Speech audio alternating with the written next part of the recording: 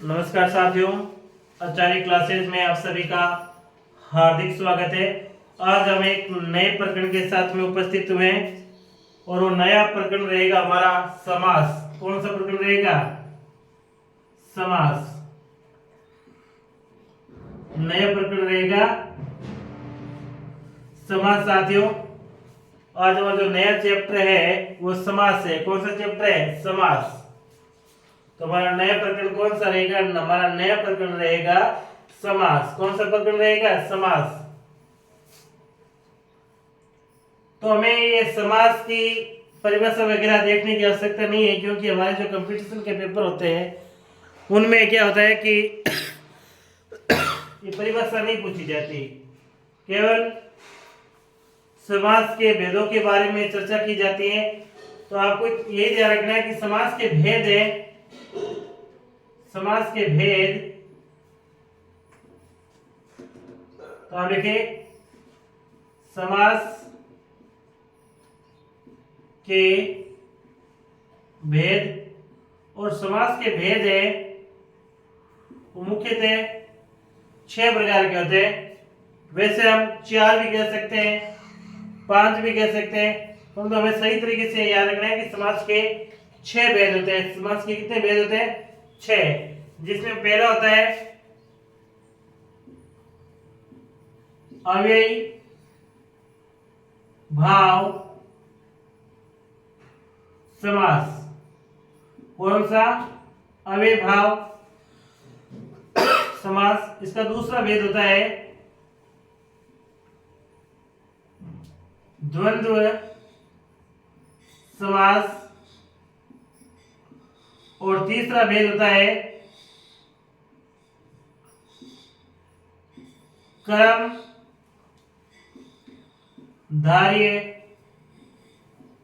समास।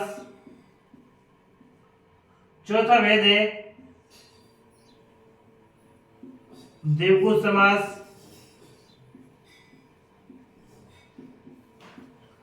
पांचवा भेद है तत्पुरुष समास।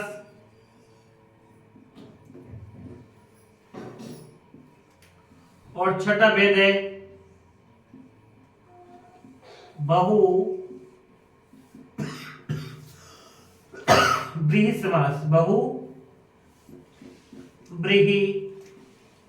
समास।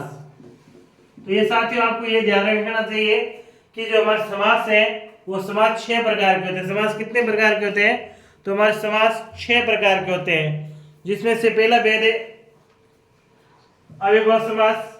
कौन सा? समास का पहला भेद है अव्ययभाव समास। और सबसे इंपॉर्टेंट समास है यही अव्ययभाव समास। समास का पहला भेद कौन सा है? अव्ययभाव समास। समास का दूसरा भेद है द्वंद्व समास। और समास का तीसरा भेद है कर्मधारय समास। समास का चौथा भेद है द्विगु समास। समास का पांचवा भेद है तत्पुरुष समास। और समास का छठा भेद है बहुव्रीहि समास। यानी समास के कितने भेद हो गए? समास के 6 भेद हो गए, जिसमें पहला अवयव, दूसरा द्वंद्व समास, तीसरा कर्मधारय समास, चौथा द्विगु समास, पांचवा तत्पुरुष समास और छठा बहुव्रीहि समास। तो स्क्रीनशॉट लीजिए साथियों, फिर हम आगे बढ़ते हैं और समास के पहला भेद अव्ययभाव समास के बारे में चर्चा करेंगे।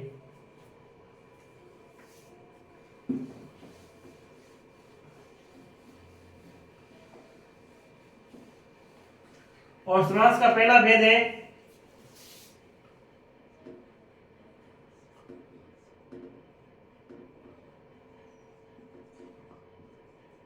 अव्ययी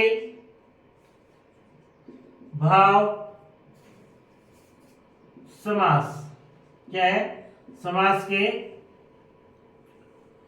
6 भेद होते हैं, जिसमें पहला भेद है अव्ययभाव समास। तो अव्ययभाव समास के कुछ भेद, कुछ पहचान बिंदु है। अव्ययभाव समास के कुछ पहचान बिंदु है।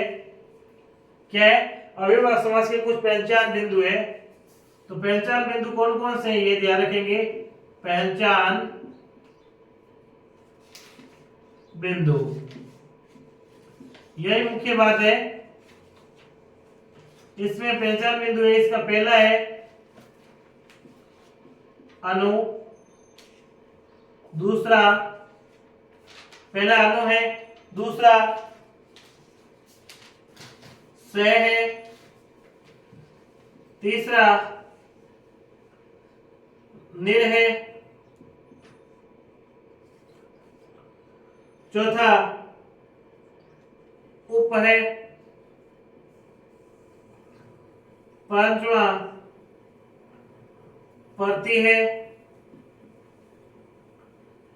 छठा क्या है, यथा है, और सातवां आपका अधि है। सातवां कौन सा है, अधि है। सातवां आपका है अधि। यानी अविभाज्य समास के ये जो पहचान बिंदु है, जिसमें पहला अणु है, दूसरा स है, तीसरा निर है, चौथा उप है, पांचवा प्रति है, छठा यथा है, और सातवां अधि है।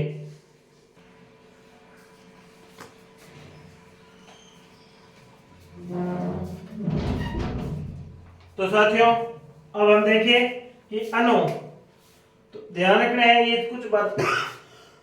अणु में षष्ठी विभक्ति का प्रयोग होता है। अणु में षष्ठी विभक्ति व अणु में कौन सी विभक्ति का प्रयोग होता है, तो अणु में छठी विभक्ति का प्रयोग होता है। योग्यम व पश्चात शब्द का प्रयोग किया जाता है। स में तो स में है, स के अंदर भी तृतीय विभक्ति का प्रयोग होता है। स के अंदर कौन सी विभक्ति का प्रयोग होता है, स के अंदर है जो तृतीय विभक्ति है, स के अंदर तृतीय विभक्ति का प्रयोग होता है। और से है जो सहितम के लिए प्रयोग किया जाता है। से में सहितम शब्द का प्रयोग होता है। से के कौन शब्द आता है, सहितम। ये ध्यान रखना हमें, से का कौन शब्द आता है, सहितम आता है। से का कौन सा आता है, सहितम आता है। जैसे और निर है, तो निर में है षष्ठी विभक्ति का प्रयोग होता है। निर में कौन सी विभक्ति का प्रयोग होता है, तो निर में षष्ठी विभक्ति का प्रयोग होता है। निर में षष्ठी विभक्ति का प्रयोग होता है। निर है, निर में अभाव शब्द का उपयोग होता है। कौन शब्द का उपयोग होता है, निर में अभावः शब्द का प्रयोग होता है। उप में भी षष्ठी विभक्ति का प्रयोग होता है। उप में भी षष्ठी विभक्ति का प्रयोग होता है। उप में है समीपम के लिए प्रयोग होता है। उप में कौन शब्द होता है, उप में समीपम शब्द का प्रयोग होता है, काम में लिया जाता है। प्रति है बार बार आता है। प्रति क्या आता है, प्रति में विभक्ति तो है, वो कौन सी आती है, प्रति में द्वितीय व सप्तमी विभक्ति, द्वितीय व सप्तमी विभक्ति, और ये बार बार के लिए प्रयोग किया जाता है। किसके लिए, बार बार के लिए। यथा में द्वितीय विभक्ति आती है। यथा में कौन सी विभक्ति आती है, यथा में द्वितीय विभक्ति आती है। इसका प्रयोग है अंतिकर्म्यम के लिए किया जाता है। किसके लिए किया जाता है, अंतिकर्म्यम के लिए किया जाता है। इसका प्रयोग किसके लिए किया जाता है, इसका प्रयोग अंतिकर्म्यम के लिए किया जाता है। और अंतिकर्म्यम को क्या कहते हैं, के अनुसार कहते हैं। क्या कहते हैं, के अनुसार कहते हैं। और अधिक का प्रयोग है, अधिक का प्रयोग है सप्तमी विभक्ति के लिए किया जाता है। अधिक का प्रयोग किसके लिए किया जाता है, अधिक का प्रयोग है सप्तमी विभक्ति में होता है। किस विभक्ति में होता है, सप्तमी विभक्ति में होता है। इसके लिए कौन सा शब्द लगता है, इसके लिए इति शब्द काम में आता है। कौन शब्द काम आता है, इति शब्द काम आता है। बस ये शॉर्टकट बातें ध्यान रखनी है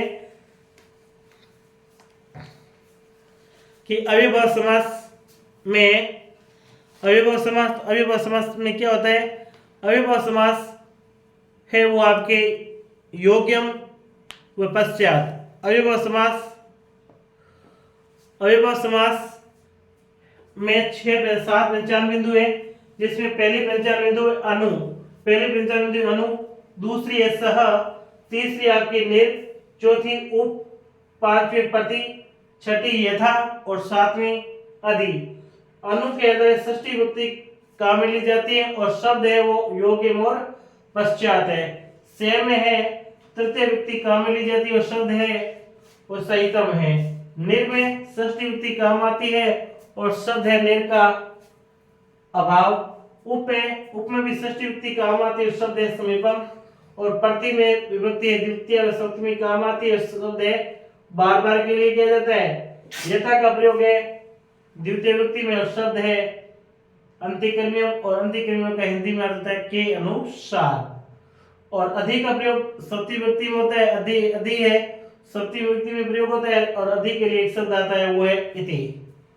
तो साथियों इसका स्क्रीनशॉट लीजिए, फिर हम आगे बढ़ते हैं।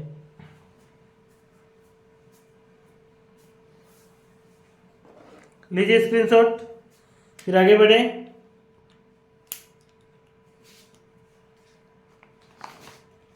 एक ध्यान दें, जो ये जितने भी हैं ये एक वचन में ही काम आएंगे। किसमें? अव्ययभाव समास है हमेशा एक वचन के लिए प्रयुक्त होता है। अव्ययभाव किस में प्रयुक्त होता है? अव्ययभाव समास हमेशा एक वचन में ही उपयुक्त होता है। किस में प्रयुक्त होता है? एक वचन में ही प्रयुक्त होता है। अव्ययभाव समास हमेशा है एक वचन में ही काम आता है। अव्ययभाव समास किस में काम आता है? हमेशा एक वचन में काम आता है। तो ध्यान रखेंगे, अव्ययभाव समास में है एक वचन की पंक्ति ही आनी चाहिए। कौन सी पंक्ति आनी चाहिए? एक वचन की पंक्ति आनी चाहिए।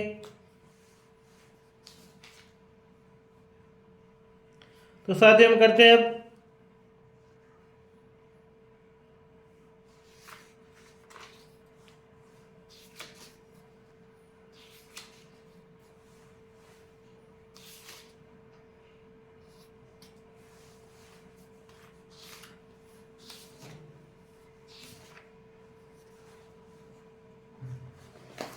जैसे, बाकी मैं मिटा देता हूं, केवल अनु रखेंगे।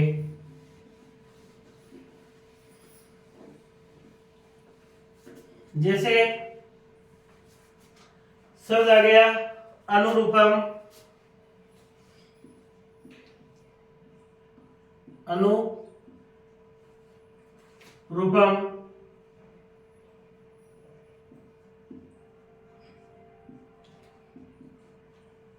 अनुब्राह्मणम,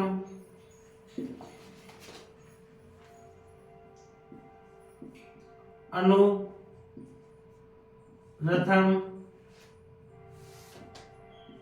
अनुश्याम,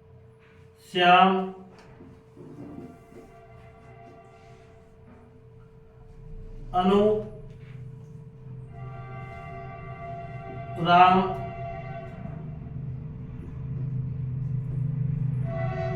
अनु विष्णु, अनुगति, यानी कुछ भी शब्द आ सकता है, ये ध्यान रखें। याद नहीं होना चाहिए कि इसमें क्या लग रहा है। तो अनुरूपम, जैसे अनु शब्द आ गया तो इसका मतलब क्या हो गया कि अव्ययभाव समास है, क्योंकि अनु क्या है? अव्ययभाव की पहचान बिंदु है। तो अनु आया तो इसका मतलब क्या हो गया? अव्ययभाव समास हो गया। अब हमें क्या करना है, जो ये शब्द है मुख्य शब्द उसे बाहर निकाले। तो अनु तो पहचान बिंदु, रूपम में मुख्य शब्द क्या हो गया? रूप हो गया। म तो रूप के अनुसार बना है रूप। अब रूप है, इसमें हमें विभक्त आकार देखना है। क्या शब्द रूप देखना है कि कौन सा है? इसमें आ की मात्रा आ रही है। किसकी मात्रा? रूप, यानी पीछे मात्रा किसकी? आ की, अर्थात अकारांत पुल्लिंग का है। रूप क्या है? ये अकारांत नपुंसक लेंगे आ। तो हमें ये देखना है कि रूप में षष्ठी विभक्ति का प्रयोग होगा। तो रूप का षष्ठी विभक्ति का एक वचन क्या होता है? रूपस्य होता है। क्या होता है? रूपस्य। तो हमने कर लिया रूपस्य। तो अब हम ये देख रहे हैं कि ये रूप है क्या योग्य के लिए काम आता है पश्चात के लिए।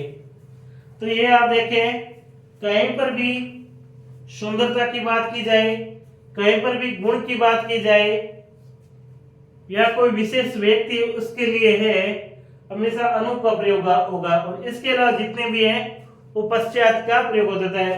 रूप एक सुंदरता की बात हो रही है, तो यहाँ पर आपके योग्यम काम आ जाएगा। क्या आ जाएगा? योग्यम, रूपस्य योग्यम। तो ये आपका समास हो गया, अव्ययभाव समास। इस प्रकार से आप करना। जैसे अनुब्राह्मणम, अनु आ गया, इसका मतलब क्या है कि अव्ययभाव समास है। मुख्य शब्द क्या? ब्राह्मण, तो ब्राह्मण।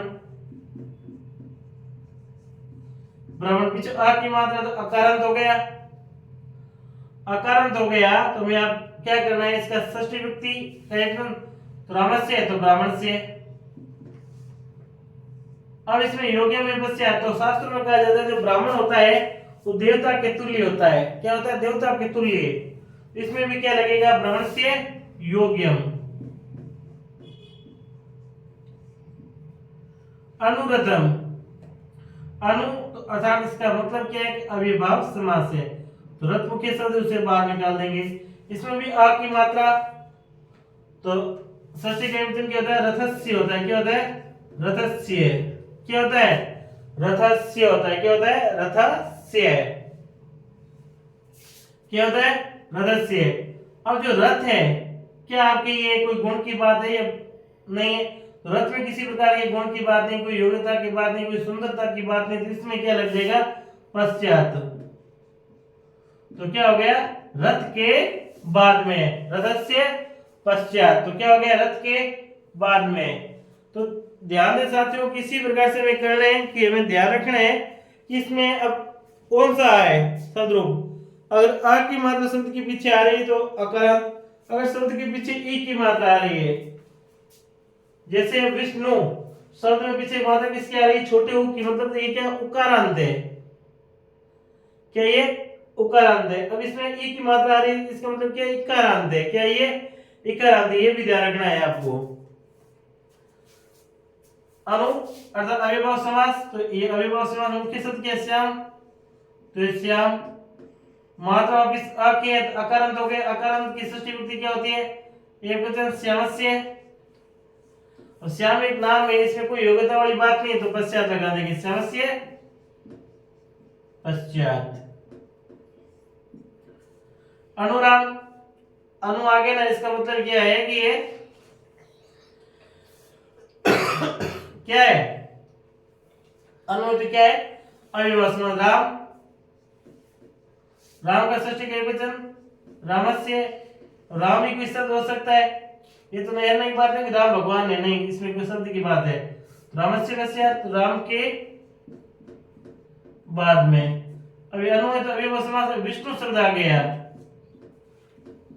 शब्द क्या आ गया? विष्णु। अब उ की मात्रा अर्थात उकारांत आ गया, पुरुष है तो उकारांत पुल्लिंग हो गया। तो अब हमें ये ध्यान रखना है उकारांत पुल्लिंग में षष्ठी का एक वचन क्या है? षष्ठी का एक वचन क्या है? उकारांत पुल्लिंग में षष्ठी का एक वचन क्या है? बस ये आपको देखना है। बस उकारांत पुल्लिंग है तो उकारांत पुल्लिंग में षष्ठी का एक वचन क्या होता है? तो उकारांत पुल्लिंग में षष्ठी का एक वचन क्या होता है? विष्णु। तो षष्ठी का एक वचन क्या हो जाएगा? षष्ठी का एक वचन हो जाएगा आपके विष्णु। क्या हो जाएगा? विष्णु। क्या है? षष्ठी का एक वचन क्या हो जाएगा विष्णु में? विष्णु। विष्णु, फिर विष्णु एक नाम है तो विष्णु पश्चात, विष्णु के पश्चात। इसी प्रकार से गति, अनु है तो इसका मतलब क्या? अव्ययभाव समास तो है। अनु है तो इसका मतलब क्या है? कि अव्ययभाव समास है। अब गति, गति यानी मात्रा किसकी आ गई? ई की आ गई। मात्रा किसकी आ गई? मात्रा ई की पीछे आ गई। किसकी आ गई? मात्रा ई की पीछे आ गई। जब मात्रा ई की पीछे आ गई तो इसका मतलब क्या है? इसका षष्ठी का एक वचन क्या है? गति का षष्ठी का एक वचन क्या है? गति का जो षष्ठी का एक वचन है वो हमें लिखना है। तो हमें हरि का रूप मैंने आपको याद करवाया था। किसका रूप याद कराया था? हरि का रूप। हरि के का षष्ठी का एक वचन होता है हरे, तो गति का क्या हो जाएगा? गते। षष्ठी का गति का एक वचन क्या हो जाएगा? गति हो जाएगा। क्या हो जाएगा? गते। किस पश्चात? गते पश्चात, गति के बाद में। तो ये आपके अव्ययभाव समास का जो पहला चैप्टर है अनु,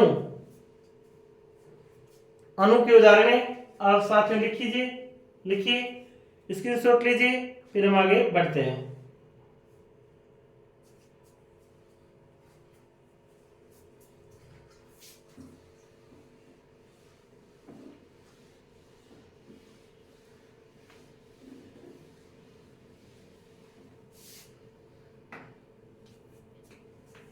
जैसे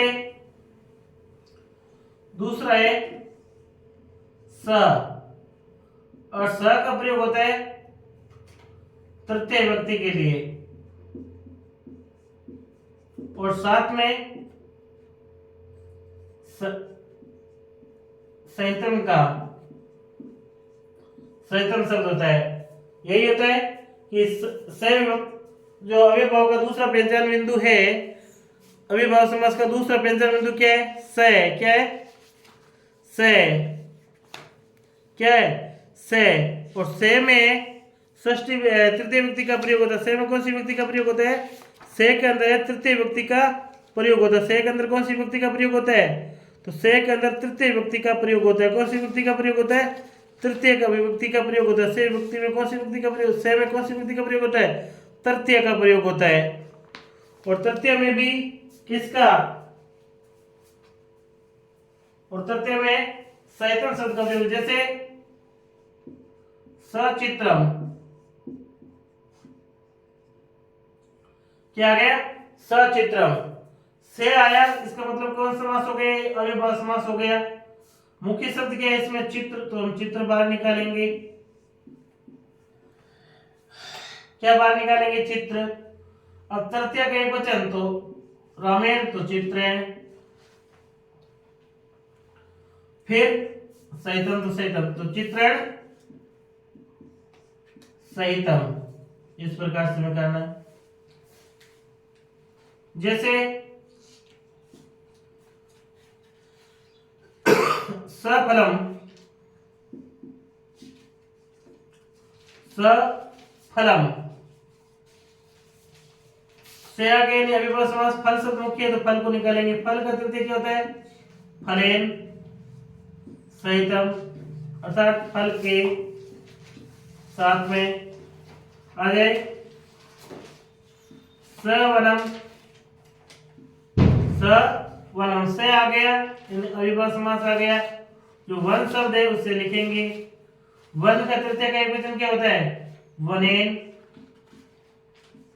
सहितम, वन के साथ।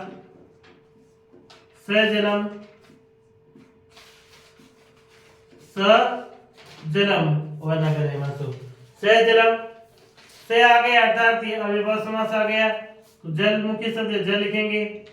जल का षष्ठी का तृतीय का विभेदन क्या होता है? जलेन, जलेन सहितम, अर्थात जल के साथ। क्या हो गया? जल के साथ हो गया। तो इस प्रकार से हमें करना है, ठीक ना साथियों? जैसे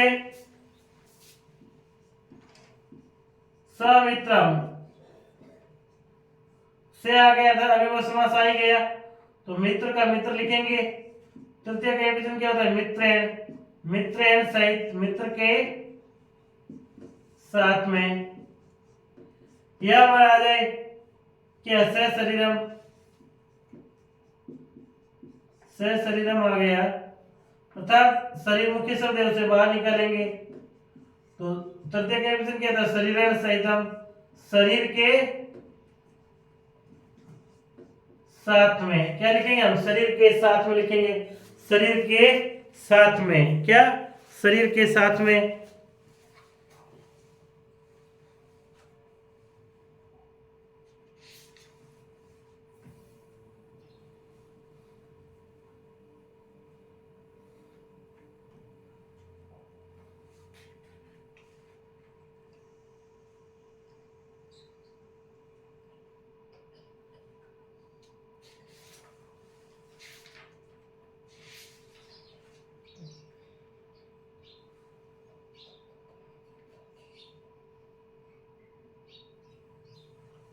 तो साथ ही स्क्रीनशॉट लीजिए, फिर हम आगे बढ़ते हैं। लीजिए स्क्रीनशॉट।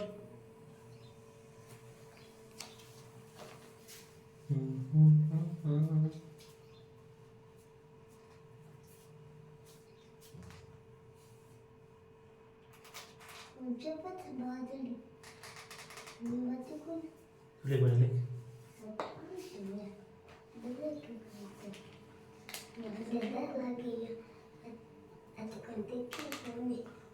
तो चुप रहने दो।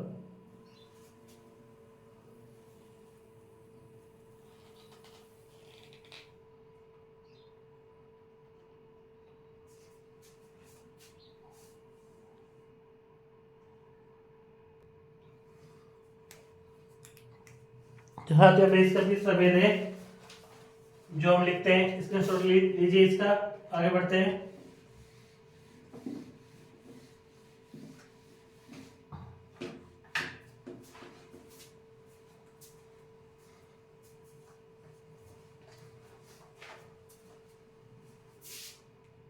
तीसरा है निर। सही नहीं है, कट करियो ना लो बता पेज।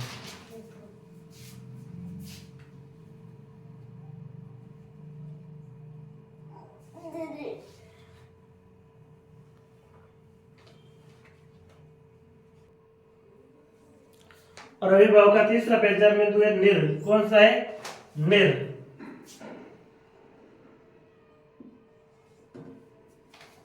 तीसरा पहचान बिंदु है निर है। कौन सा है? निर है तीसरा पहचान बिंदु।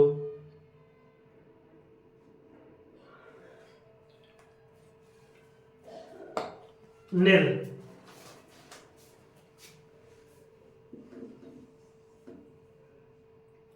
नी क्या हुआ? सुनते सुनते इस बिंदु को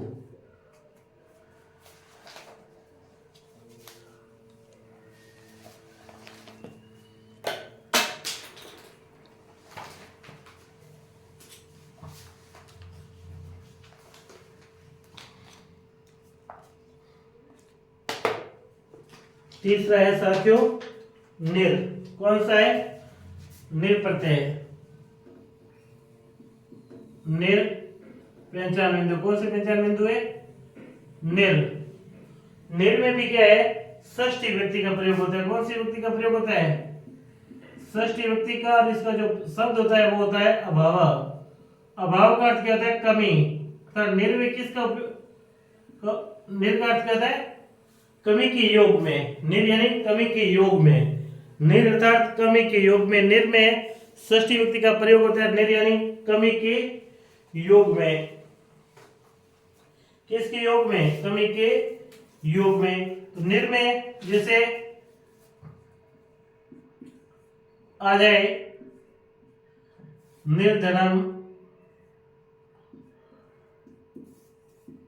निर्वनम। देखो तो लिखते रहे, लिखते रहे लो।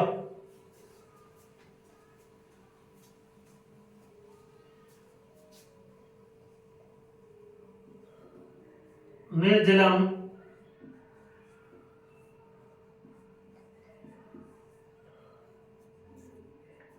निर्ग्रहम, निर्धनम, निर्धनम,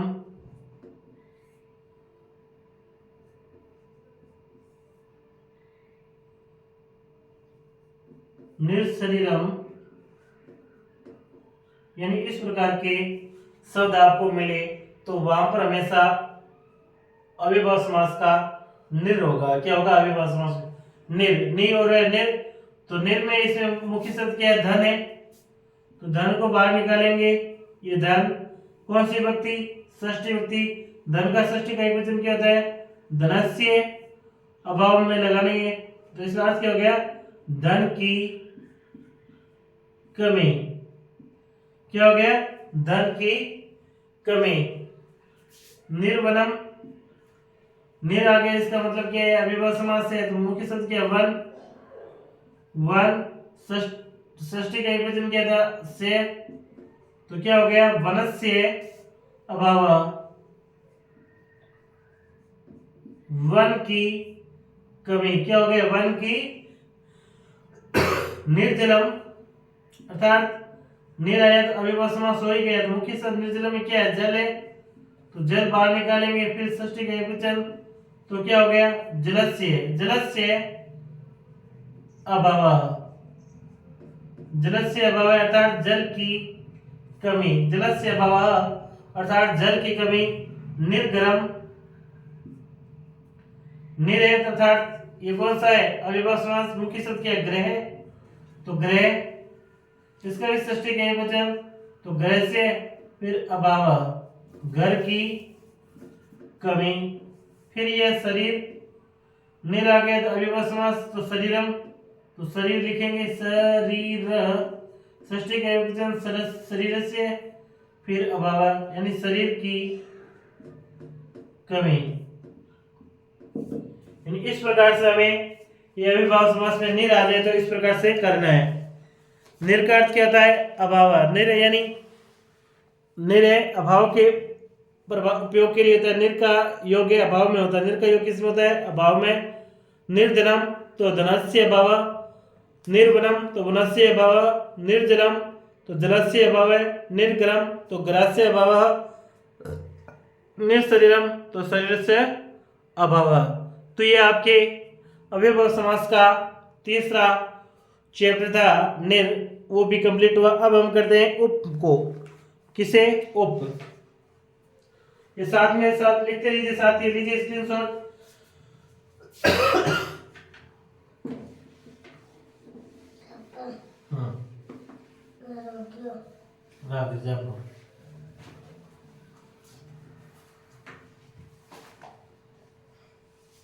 नीचे रख, नीचे रख दे।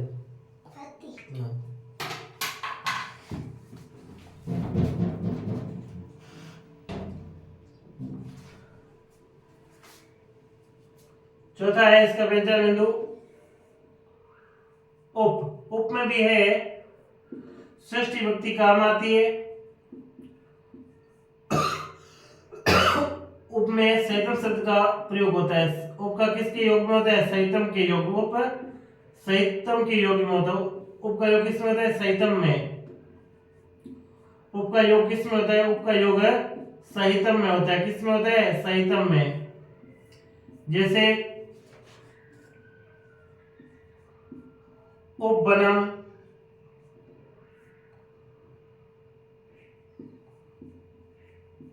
उपजलम, उपग्राम,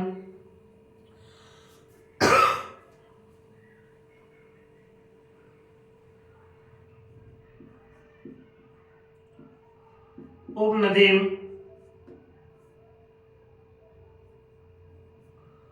उप नगरम,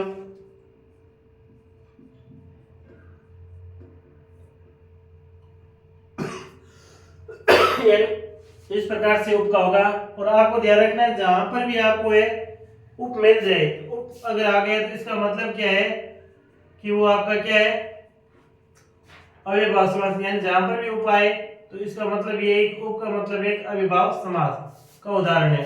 मुख्य शब्द क्या है, वन, तो वन लेंगे, इसमें भी षष्ठी का एकवचन लगना है तो वनस्य, शब्द क्या लगेगा, समीपम, सहितम यानी वन के साथ में, किसके साथ में, वन के साथ में। यह मुख्य शब्द क्या है, जल, तो जल, जल का एकवचन क्या होता है, जलस्य, सहितम जल के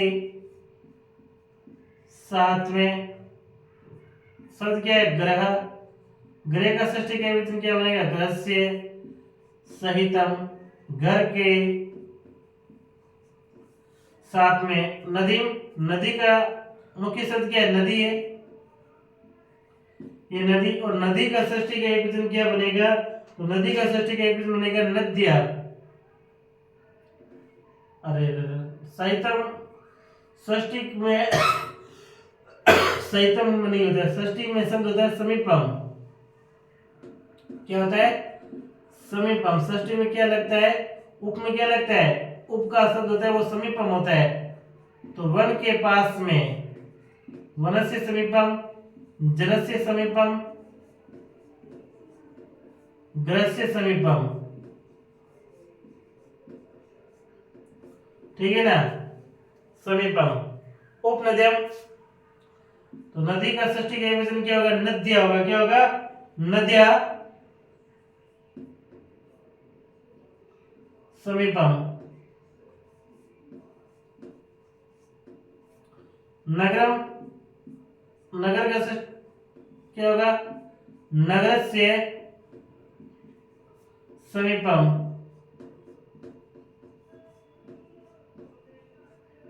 यानी इस प्रकार से होगा साथियों।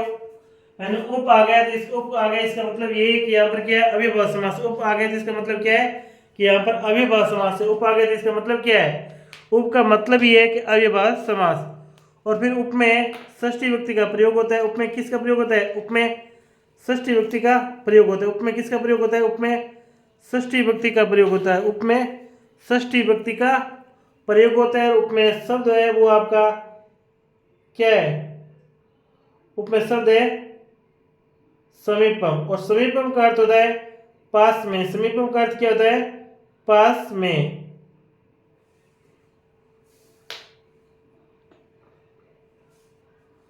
तो स्क्रीनशॉट लीजिए साथियों, फिर हम आगे बढ़ते हैं।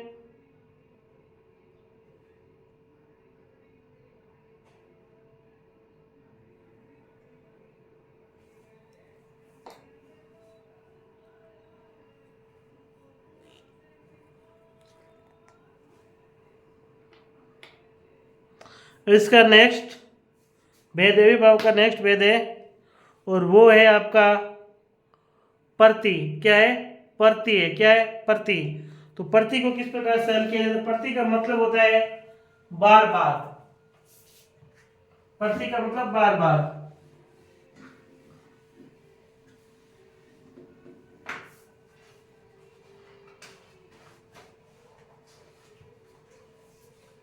इसका पांचवा बिंदु है क्या है? प्रति। और प्रति है में दो विभक्ति आती है, तो द्वितीय का एक वचन या सप्तमी का एक वचन। और इसमें आपको विभक्ति मुख्यतः अलग से शब्द नहीं होता है। इसका मतलब प्रति का अर्थ होता है अर्थात बार बार। जैसे प्रति वनम, प्रति गृहम, प्रति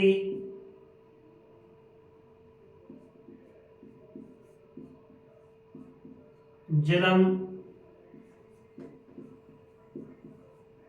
प्रति शरीरम,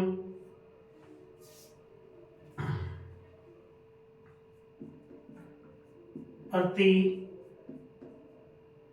पत्रम। यानी जहां पर प्रति शब्द आ गया इसका मतलब है वो अव्ययभाव समास है। अब इस अगर प्रति आ गया तो अव्ययभाव समास है, तो आगे भी ध्यान रखना है कि अब प्रति के अंदर ये तो द्वितीय विभक्ति का प्रयोग होता है, सप्तमी विभक्ति का प्रयोग होता है। द्वितीय विभक्ति में प्रयोग करते हैं तो वन का क्या होता है? वनम होता है। और इससे प्रति में कोई मुख्य शब्द अलग से नहीं लगते, इसमें एक ही शब्द को बार बार लिखना होता है। क्या था? वनम वनम। और वनम वनम द्वितीय विभक्ति का एक वचन है। और सप्तमी विभक्ति में अगर हम करना चाहे तो क्या हो जाएगा? वने वने। ध्यान से साथियों, चाहे तो आप इसे द्वितीय विभक्ति में लिख लो, चाहे इसे आप सप्तमी विभक्ति में लिख लो, कौन सा भी लिख लो, परंतु एक लिखना है। इसके साथ में आपका उत्तर एकदम कंप्लीट हो जाएगा। प्रति तो ग्रह को हम क्या लिखेंगे?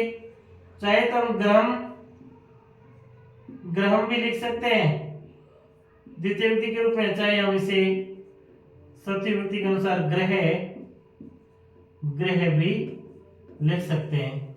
जलम का जलम जलम भी लिख सकते हैं। और चाहे तो इसे हम जले जले भी लिख सकते हैं। शरीर का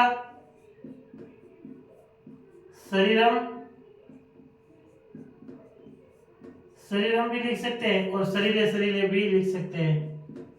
शरीरे शरीरे। पत्रम का पत्रम पत्रम या पत्रे पत्रे, इस प्रकार से लिखना है। ठीक है साथियों, यानी द्वितीय व्यक्ति में वन आ गया ऐसा तो वन का द्वितीय का एकवचन क्या होता है, वनम होता है, और सात्विक का एकवचन क्या होता है, वनी होता है। इसी प्रकार से गरम गरम, ग्रह ग्रह, जलम जलम, जले जले, शरीरम शरीरम, शरीरे शरीरे, पत्रम पत्रम, ये पत्रे पत्रे, इस प्रकार से उत्तर है। और आप चाहे तो इसमें एक बात और जोड़ सकते हैं, वनम वनम प्रति लिख सकते हैं, या वने वने प्रति भी लिख सकते हैं आप चाहे तो, नहीं तो जरूरी नहीं, आप चाहे तो लिख सकते हैं। तो गरम गरम, ग्रह ग्रह प्रति, जलम जलम का, जले जले प्रति, इस प्रकार से साथ आप लिख सकते हो। और ये आपका अव्ययभाव समास का कौन सा हो जाएगा, प्रति प्रति हो जाएगा कंप्लीट। लीजिए स्क्रीनशॉट, फिर हम आगे बढ़ते हैं। अब इसका नेक्स्ट बिंदु है, क्या है, यथा। छठा टॉपिक कौन सा है, यथा है।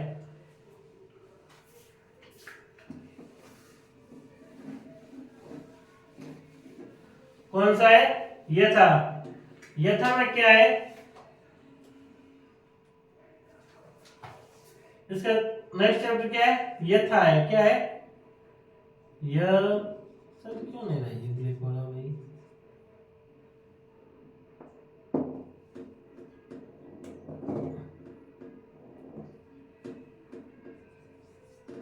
इतनी इसमें सही डाल दी कर दी, फिर भी ये चलना बंद हो गया। क्यों चलना बंद हो गया, इसमें क्या मिस्टेक हो गई हो। एक बार सही इसमें डाल के और देख लेता हूँ, क्या ये अचानक पेन खराब हो गया क्या, देखता हूँ चलता है नहीं चलता, नहीं चलता तो फिर आज मुझसे उस पेन से ही काम लेना पड़ेगा। देख लेता हूँ चलता है मैं, क्या है, यथा है। क्या है, यथा।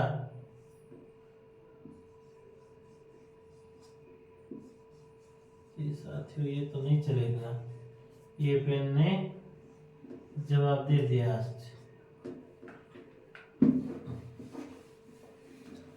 से जोड़ दे दिया। तो उस पेन से ही काम करना पड़ेगा मेरे साथियों।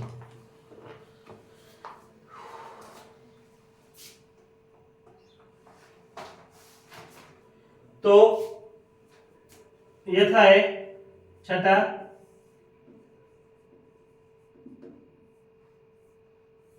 यथा में क्या है, ये ध्यान रखना है, किसमें, द्वितीय व्यक्ति में प्रयोग होता है। कौन सी व्यक्ति में होता है, द्वितीय में। और साथ में इसके लिए एक शब्द लगता है, वो है अंतिकर्म्यम। कौन सा है, अंतिकर्म्यम। बस, जैसे यथा शक्ति, यथा गति, यथा नदी,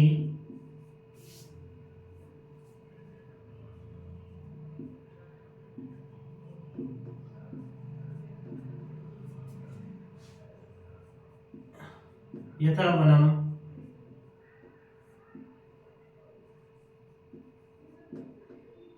यथा शरीर शरीरम, यथा रामम। ये शब्द है हमारे सामने साथियों। यथा आता है, इसका मतलब क्या गया, जैसे यथा आया इसका मतलब ये अव्ययभाव समास है। यथा का मतलब क्या है, अव्ययभाव समास का एक पहचान बिंदु है। तो ये पता चल गया कि कौन सा यथा यानी अव्ययभाव समास का ही एक उदाहरण है। अब इससे मुख्य शब्द क्या है, शक्ति है। तो शक्ति को बाहर निकालेंगे, ये शक्ति, और शक्ति यानी बड़ी छोटी, तो इकारांत पुल्लिंग अब लगेगा। क्या लगेगा? इकारांत स्त्रीलिंग। तो इकारांत स्त्रीलिंग का द्वितीय का एकवचन क्या है? तो शक्तिम। शक्तिम द्वितीय का एकवचन क्या है? शक्तिम। फिर क्या लगेगा? अंतिकर्म्यम। वो क्या गया? शक्तिम अंतिकर्म्यम। बस इतना सही करना है। शक्तिम अंतिकर्म्यम। यथा गति मुख्य शब्द क्या है? गति। तो गति को बाहर निकालेंगे, गति। गति का द्वितीय का एकवचन क्या है? गतिम। फिर मुख्य शब्द वही गतिम अंति कर्म्यम। फिर यथा नदीम, नदीम अंति कर्म्यम। फिर यथा वनम में वन शब्द मुख्य है, तो वो वन को बाहर निकालेंगे और वनम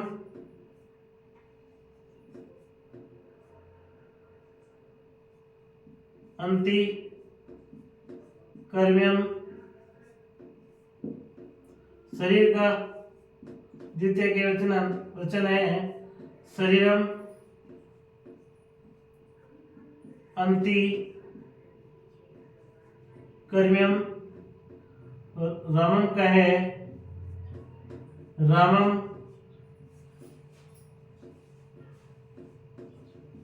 अंति कर्म्यम। ये आपका बना साथियों यथाशक्ति के यथा के अनुसार। यानी अव्ययभाव समास का जो मुख्य लास्ट चैप्टर था वो था यथा, यानी नेक्स्ट वाक्य था छठा यथा। यथा है इसका मतलब क्या है? जिस उदाहरण में यथा मिले आपको, इसका मतलब क्या है कि ये अव्ययभाव समास है। यथा आती इसका मतलब क्या हो गया? ये अव्ययभाव समास है। कौन समास है? अव्ययभाव समास है। फिर यथा आ गया जिसमें द्वितीय विभक्ति का एकवचन प्रयोग करना है, तो शक्ति से क्या बना? शक्तिम। द्वितीय का एकवचन गति में क्या होता है? गतिम। नदी में क्या होता है? नदीम। वन में द्वितीय का एकवचन क्या होता है? वनम। शरीर में द्वितीय का एकवचन क्या होता है? शरीरम। तो इस प्रकार से यथा का उदाहरण कंप्लीट होता है साथियों। फिर हम आगे बढ़ते हैं। लीजिए स्क्रीनशॉट।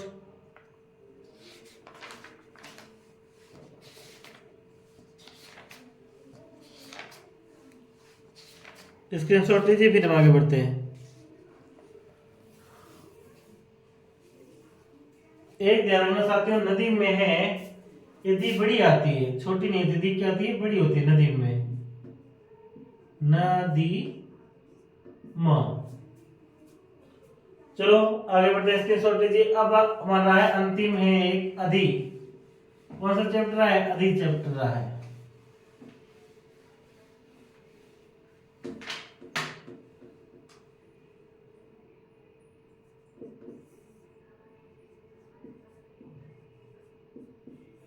अधि में क्या है?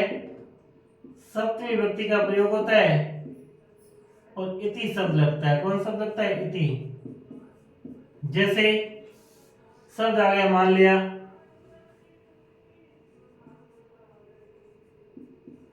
अधि राम,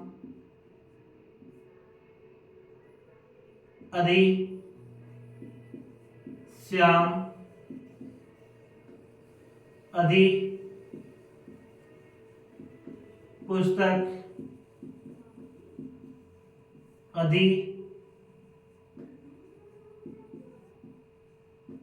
फलम। इस प्रकार से कोई भी शब्द आ सकता है।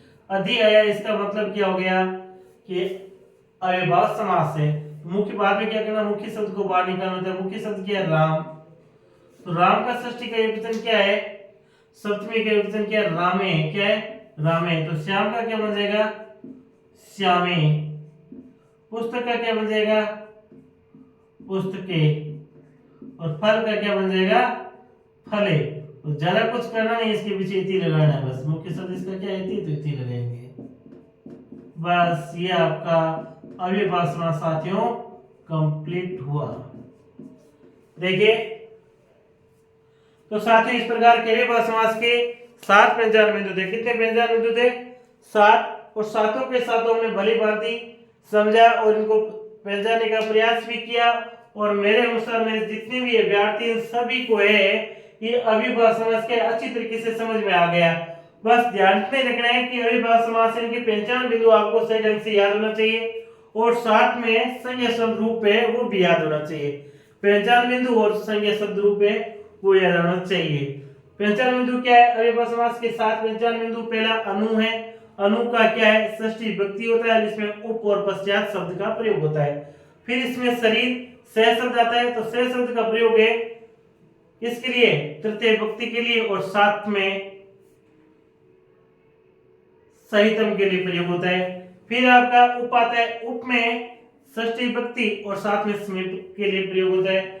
फिर आता है निर, निर में षष्ठी विभक्ति और निर में अभाव शब्द का प्रयोग होता है। फिर आपका आता है यथा, यथा में तृतीय द्वितीय विभक्ति का प्रयोग होता है। यथा में द्वितीय विभक्ति का प्रयोग होता है और शब्द क्या है? अंतिकर्मम।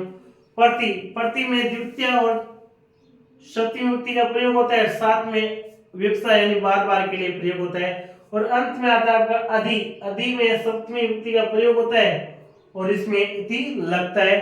अगर ये सब कुछ आपको याद है तो साथियों कहीं पर भी आपको अविभाज्य समास में गलती नहीं हो सकती और मेरे ख्याल से मेरे अभ्यर्थी को सही ढंग से अच्छी तरीके से समझ में आया है। और साथियों आज का चैप्टर हम यहीं तक करेंगे क्योंकि काफी बड़ा हो गया है और इसमें समय भी लगा है। तो अब हम इसका जो भर्ती का दूसरा भाग है अविभाज्य समास का है पूरा कंप्लीट हो गया। अब समास का दूसरा भाग है वो कौन सा है? वो भाग है द्विन और द्विन समास को हम कल करेंगे। तब तक के लिए नमस्कार साथियों।